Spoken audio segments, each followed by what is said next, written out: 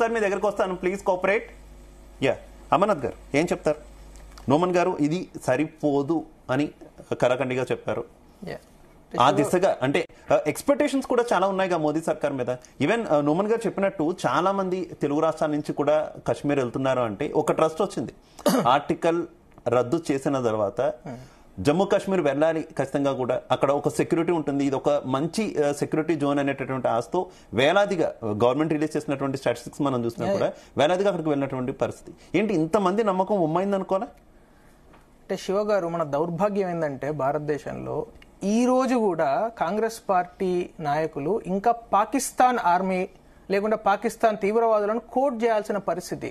ఇప్పుడు వారు మాట్లాడుతూ పాకిస్తాన్లో ఎవడో ఏదో మాట్లాడినట్టు దాన్ని మన డిబేట్లో తీసుకురావడం అంటే మన పరిస్థితి ఎట్లున్నదంటే, సర్జికల్ స్ట్రైక్ జరిగినాయంటే జరగలేదని పాకిస్తాన్ వాళ్ళు చెప్పారని ఇక్కడ ప్రెస్ మీట్లో కాంగ్రెస్ పార్టీ వాళ్ళు మాట్లాడతారు. అంటే మన పరిస్థితి ఏంటంటే అక్కడ ఇంటెలిజెన్స్ ఫెయిల్యూర్ అని చెప్పడము చాలా ఈజీ అండి. కానీ అక్కడ గవర్నమెంట్లో ఉన్నది ఎవరండి? స్టేట్ గవర్నమెంట్ ఎవరు? ఇండి గవర్నమెంట్ కాదా? వీళ్ళు లేరా గవర్నమెంట్లో? వీళ్ళకు ఏం రెస్పాన్సిబిలిటీ? ఉమర్ అబ్దుల్లా అసెంబ్లీ సాక్షిగా అసెంబ్లీలో ఒక నోట్ రిలీజ్ చేసిండు. ఏం రిలీజ్ చేసిండు? నాకు నల్ల ముఖమైంది, నేను ముఖంతో వెళ్ళి కేంద్ర ప్రభుత్వాన్ని ఇది సపరేట్ రాష్ట్రం చేయండి, పూర్తి స్థాయి రాష్ట్రం చేయాలని అడగలేకపోతున్నా అని ఉమర్ అబ్దుల్లా చెంపలు వాయించుకొని చెప్పడం జరిగింది. ఆయన వీళ్ళ నాయకుడు కాదా? అంటే ఇండి గవర్నమెంట్ నాయకుడు కాదా? వీళ్ళు లేరా ఆ గవర్నమెంట్లో? ఏం మాట్లాడుతున్నారు ఆయన? ఇప్పుడు మనం మాట్లాడేటప్పుడు ఇక్కడ జరిగిన విషయం ఏంది, ఈ జరుగుతున్న ఈ 11 రోజులలో ఏమేమి సందర్భాలు జరిగినాయి, ఏ విధంగా ప్రపంచవ్యాప్తంగా వివిధ దేశాలు రెస్పాండ్ అవుతున్నాయి అనేది మనం గమనించాలి. ఎందుకంటే మనం మాట్లాడుతూ ఉంటే లక్షల మంది టీవీలో చూస్తారు. రాష్ట్ర ప్రభుత్వం ఉన్నప్పటికీ కూడా ఎవరి ఆధీనంలో ఉన్నాయి? కేంద్ర ప్రభుత్వమా రాష్ట్ర ప్రభుత్వం? రాష్ట్ర ప్రభుత్వమే కదా. అక్కడ కేంద్ర ప్రభుత్వం ఎందుకు ఉంటుందండి? గవర్నర్ లెట్ మీ ఇప్పుడు గవర్నర్ గారి రూల్ అక్కడ, ఇప్పుడు రాష్ట్రంలో అక్కడ ముఖ్యమంత్రి వచ్చిన తర్వాత అక్కడ ఏదైతే డీజీపీ ఉంటుందో డీజీపీ ఆధీనంలో ఇంటెలిజెన్స్ ఉంటుంది. అంటే ఇప్పుడు అక్కడ ఇంటెలిజెన్స్ ఫెయిల్యూర్ జరిగింది అని ఏదో అనడం అనేది అక్కడ గవర్నమెంట్, ఎందుకంటే నేను మాట్లాడుతున్న మాట కదా, ఐఎమ్ కోటింగ్ ఉమర్ అబ్దుల్లా గారు చెప్పిన విషయాన్ని నేను ఇక్కడ ఊటంకిస్తున్నాను.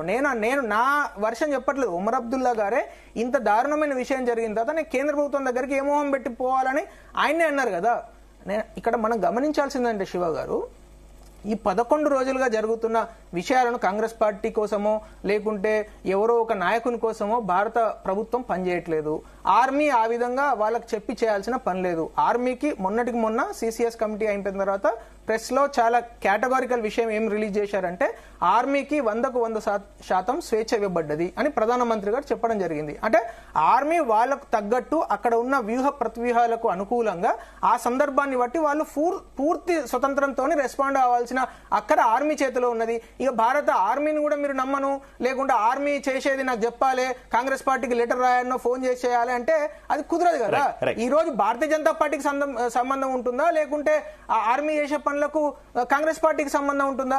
అక్కడ ఉన్న సందర్భాన్ని బట్టి వ్యూహ ప్రతివ్యూహాలలో అటాక్ కౌంటర్ అటాక్ సందర్భాన్ని బట్టి వాళ్ళు ఇమీడియట్ గా అటాక్ చేస్తారు. రెండో విషయం శివ గారు, ఇక్కడ మనం అర్థం చేసుకోవాల్సిందంటే భారత ప్రభుత్వం ఏం చేయగలుగుతున్నది, ఏం చేస్తున్నది. ఈ రోజు భారత ప్రభుత్వం దౌత్యపరంగా అద్భుతంగా రెస్పాండ్ అయింది. భారతదేశంలో ఉన్న వివిధ పార్టీలను వెంటనే ఇమ్మీడియట్లీ అఖిలపక్షం పిలిచి అందరినీ కాన్ఫిడెన్స్ లోకి తీసుకోవడం సక్సీడ్ అయింది. భారత సమాజం, ఎందుకంటే ఈ దాడి జరిగిన తర్వాత భారతదేశంలో అనేక ప్రాంతాలలో హిందూ ముస్లిం అల్లర్లు జరుగుతాయేమో అని ఒక భయం ఉంటుండే. అలాంటి భయంలోంచి ఈ రోజు భారతదేశం చాలా అద్భుతంగా బయటకు వచ్చిందంటే మనం ఎట్లా దీన్ని చూడాలి శివ గారు? ఈ రోజు అనేక సందర్భాలలో మొత్తం ప్రతి పార్టీ, నేను including MIM, everyone responded positively towards this issue. ఎందుకు రెస్పాండ్ అయినారు? ఆ స్పేస్ అందరూ సమాజం అట్లా రెస్పాండ్ అయింది. ఎందుకంటే ప్రజలు కాదని ఏ పార్టీ కూడా రాజకీయం చేసే అవకాశం లేదు ఈ రోజు భారతదేశంలో. అందు గురించే కాంగ్రెస్ పార్టీ కావచ్చు, ఎంఐఎం పార్టీ కావచ్చు, మిగతా అన్ని పార్టీలు కూడా రెస్పాండ్ అయినాయి. ఈ రెస్పాన్స్ ఏదైతే ఉందో